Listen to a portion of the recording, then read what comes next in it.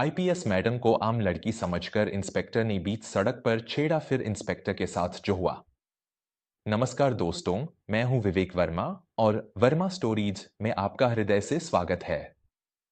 हमारे समाज में रक्षक और भक्षक के बीच का अंतर बहुत ही बारीक होता है। जब एक इंसान खाकी वर्दी पहनता है, तो आम जनता उसमें अपना रक्षक, अपना ईश्वर देखती है।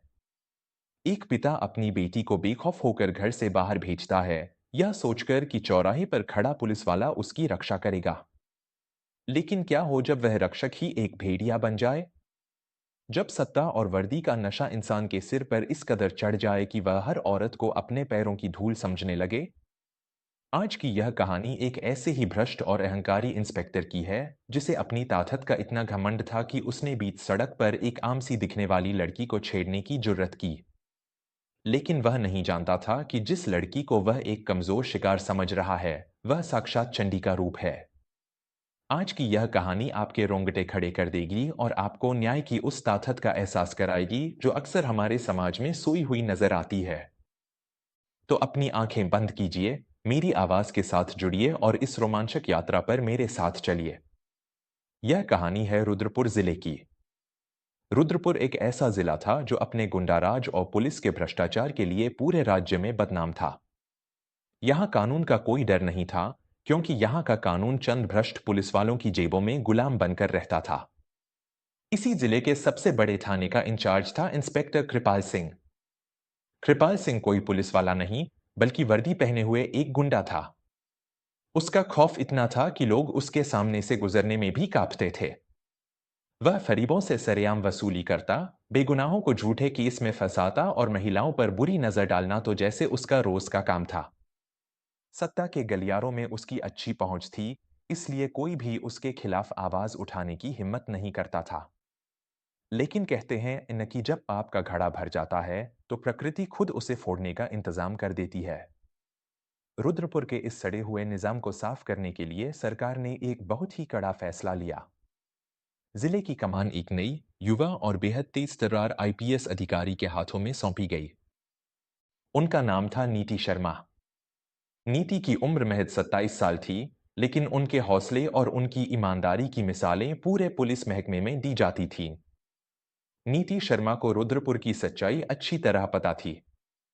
वह जानती थीं कि अगर वह सरकारी गाड़ियों के काफिले और सायरन के साथ अपना पदभार ग्रहण करने जाएंगी, तो उन्हें सब कुछ पहले से ही सजा संवरा और साफ सुथरा मिलेगा। उन्हें जिले की असली बीमारी देखनी थी, इसलिए उन्होंने एक बहुत ही साहसिक फैसला लिया। पदभार संभालने से एक दिन पहले शाम के समय नीति शर्मा ने अपनी खाकी वर्दी और अपना सरकारी रुतबा एक तरफ रख दिया।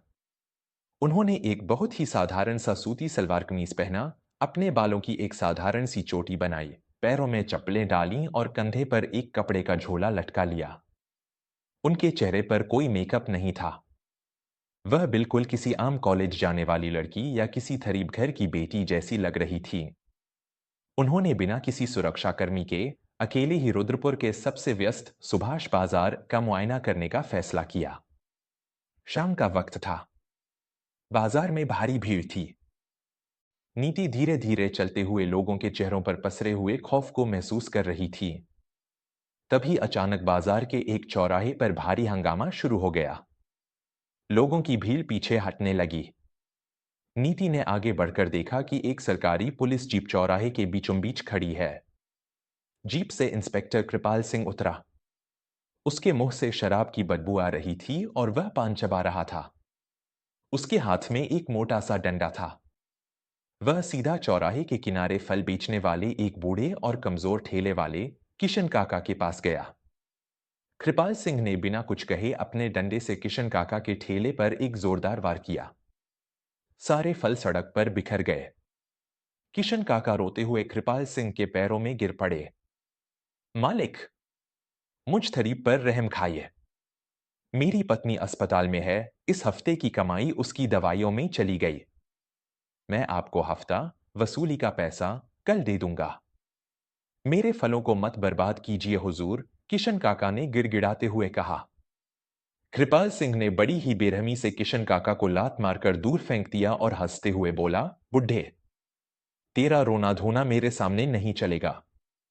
कृपाल सिंह को उसका पैसा वक्त पर चाहिए। अगर आज पैसे नहीं दिए तो तेरा ये ठेला जलाकर राख कर दूंगा और तुझे जेल में सड़ा दूंगा। बाजार में सैकड़ों लोग खड़े थे, लेकिन किसी की भी हिम्मत नहीं हुई कि आगे बढ़कर उस बूढ़े इंसान की मदद कर सके। सब खामोशी से तमाशा देख रहे थे, लेकिन यह अन्याय उस साधारण सी दिखने वाली लड़की से बर्दाश्त नहीं हुआ। भीड़ को चीरते हुए नीति शर्मा बिल्कुल शांत और निडर कदमों से आगे बढ़ीं और सीधे कृपाल सिंह के सामने जाकर खड़ी हो गईं।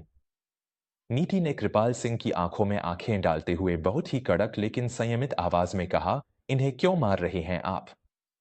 एक बूढ़े और कमजोर इंसान को इस तरह सड़क पर बेइज्जत करने का अधिकार आपको किसने दिया? आप एक पुलिस अधिकारी हैं या कोई गुंडे? अचानक एक आम सी लड़की को अपने सामने इस तरह बोलते देख कृपाल सिंह का अहंकार भड़क उठा। उसने नीति को ऊपर से नीचे तक घूर कर देखा। उसकी वो साधारण सी वेशभूषा देखकर उसे लगा कि यह कोई बेवकूफ और अनपढ़ लड़की है।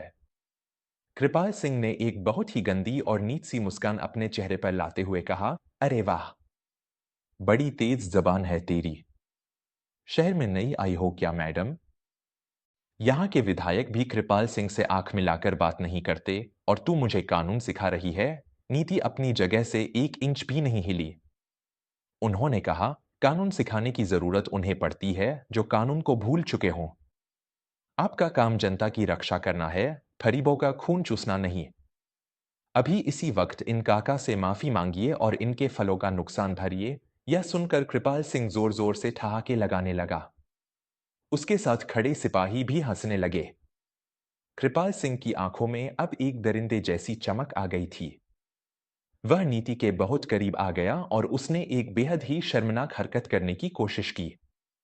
उसने अपना हाथ नीति के कंधे की तरफ बढ़ाते हुए कहा, बड़ी खूबसूरत और तीखी चीज हो तुम। इस इखारी बुढ़े की वकालत छोड़ो।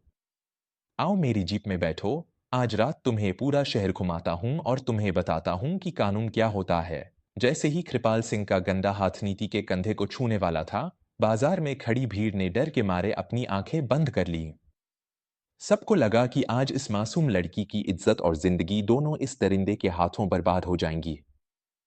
लेकिन अगले ही पल जो हुआ उसकी कल्पना किसी ने सपने में भी नहीं की थी।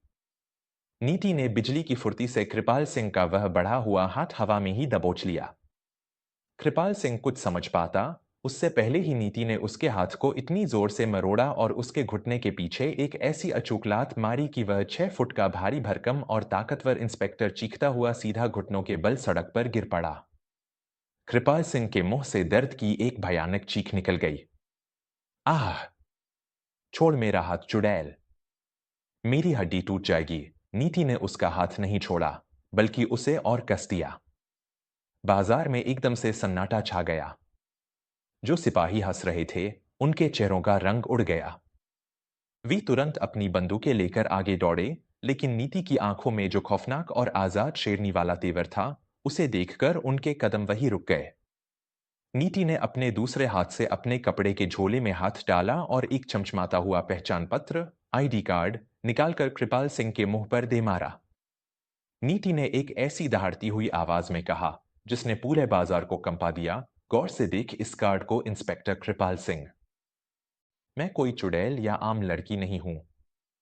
मेरा नाम है आईपीएस नीति शर्मा, इस जिले की नई कप्तान, एसपी। और तेरी बर्बादी की शुरुआत।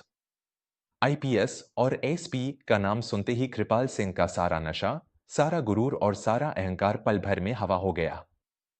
उसका दिल जोर से धड़कने लगा और माथे से पसीने की धार बह निकली। उसे यकीन ही नहीं हो रहा था कि जिस लड़की को वह सड़क पर सरेआम छेड़ रहा था, वह पूरे जिले की पुलिस महकमे की मालिक है। कृपाल सिंह की आवाज कांपने लगी। वह घुटनों के बल ही गिड़गिड़ाने लगा। मैं मैडम जी, मुझे माफ कर दीजिए। मुझे मुझे लगा आप कोई आम लड़की हैं। मुझसे बहुत बड़ी भूल हो गई हुजूर। नीति ने एक जोरदार तमाचा कृपाल सिंह के गाल पर जड़ दिया। थप्पड़ की गूंज से पूरा बाजार सन्न रह गया। नीति ने गुस्से से कांपते हुए कहा, आम लड़की? तो तुम्हारे हिसाब से अगर कोई आम लड़की या किसी थरीब घर की बेटी सड़क पर चलेगी, तो तुम अपनी इस वर्दी की आड़ में उसे नोच खाओगे? तुम्हारी ये हिम्मत कि तुमने एक महिला पर बुरी नजर डाली। तुम्हारी ये वर्दी तुम्हें औरतों की रक्षा के लिए मिली थी, उनका शिकार करने के लिए नहीं। तुमने आज एक आईपीएस को नहीं, बल्कि इस देश की हर उस आम लड़की को छेड़ा है जो तुम जैसे भेड़ियों के डर से घर से बाहर निकलने में कांपती है। नीति ने तुरंत उन खौफजदा सिपाहियों की तरफ मुड़कर देखा और कड़क आवाज में आदेश दिया। क्या देख रहे हो तुम लोग? अगर अपनी नौकरी प्यारी है, तो अभी इसी वक्त इस गुंडे को हथकड़ियां पहनाओ और इसके कंधों से ये पुलिस के सितारे नोच लो, क्योंकि यह इंसान इस पवित्र वर्दी के नाम पर एक बहुत बड़ा कलंक है। सिपाहियों ने बिना एक पल की देरी किए कांपते हाथों से कृपाल सिंह के कंधे के बैज नोच लिए और उसे हथकड़ियां पहना दी। जिस इंस्पेक्टर के खौफ से पूरा बाजार थरथराता था, आज वही इंस्पेक्टर बीच बाजार में एक अपराधी की तरह जमीन पर पड़ा रो रहा था। नीति खुद आगे बढ़ी और उन्होंने अपने हाथों से किशन काका के बिखरे हुए फल उठवाए। उन्होंने अपनी जेब से कुछ पैसे निकालकर किशन काका के हाथों में रखे। नीति ने बाजार में खड़ी उस शांत भीड़ की तरफ मुड़कर देखा और बहुत ही गंभीर स्वर में कहा, आप लोग भी सुन लीजिए। अन्याय करने वाले से ज्यादा बड़ा गुनहगार अन्याय सहने वाला और चुपचाप तमाशा देखने वाला होता है। आज के बाद इस जिले में अगर कोई भी पुलिस वाला या गुंडा आपसे रिश्वत मांगे या किसी महिला की तरफ आंख उठाकर भी देखे, तो सीधा एसपी दफ्तर का दरवाजा खटखटाना। मैं आपको वचन देती हूं कि रुद्रपुर में अब गुंडा राज नहीं, बल्कि न्याय का राज चलेगा। नीति के इतना कहते ही पूरे बाजार में तालियों की गड़गड़ाहट गूंज उठी। जो जनता कुछ देर पहले खौफ में जी रही थी, आज उनके चेहरों पर एक नई आजादी और सम्मान की चमक थी। लोग नीति मैडम जिंदाबाद के नारे लगाने लगे। अगले ही दिन इंस्पेक्टर कृपाल सिंह को बर्खास्त कर दिया गया और उस पर भ्रष्टाचार, वसूली और महिला उत्पीड़न के तहत कई गंभीर मामले दर्ज किए गए। उसे उसी जेल की सलाखों के पीछे डाल दिया गया, जहां वह कभी बेगुनाहों को डालता था। और आईपीएस नीति शर्मा ने रुद्रपुर जिले को कुछ ही महीनों में राज्य का सबसे सुरक्षित जिला बना दिया। दोस्तों, सत्ता और ताकत किसी इंसान का चरित्र नहीं बदलती, बल्कि वह इंसान के असली चरित्र को दुनिया के सामने लाती है। कृपाल सिंह ने ताकत मिलने पर खुद को भगवान समझ लिया था, लेकिन वह भूल गया था कि असली ताकत अहंकार में नहीं, बल्कि सच्चाई और न्याय में होती है। आईपीएस नीति शर्मा ने यह साबित कर दिया कि जब एक महिला अपने स्वाभिमान और अपने कर्तव्य पर आ जाए, तो बड़े से बड़े अत्याचारी का गुरूर मिट्टी में मिल जाता है। जीवन में कभी भी किसी महिला को, चाहे वह कितने ही साधारण कपड़ों में क्यों न हो, कमजोर समझने की भूल मत कीजिएगा, क्योंकि हर महिला के भीतर एक ज्वाला छिपी होती है। अगर आपको आईपीएस नीति शर्मा का यह साहस और न्याय के प्रति उनका यह अटूट विश्वास पसंद आया हो, तो इस कहानी को अपने परिवार की हर बेटी, हर बहन और हर दोस्त के साथ जरूर साझा करें। समाज को ऐसी ही बेटियों की आवश्यकता है जो अन्याय के सामने झुकना नहीं, बल्कि आंख में आंख डालकर लड़ना जानती हों। वर्मा स्टोरीज पर अपना यह प्यार और विश्वास ऐसे ही बनाए रखने के लिए आपका हृदय से बहुत बहुत धन्यवाद।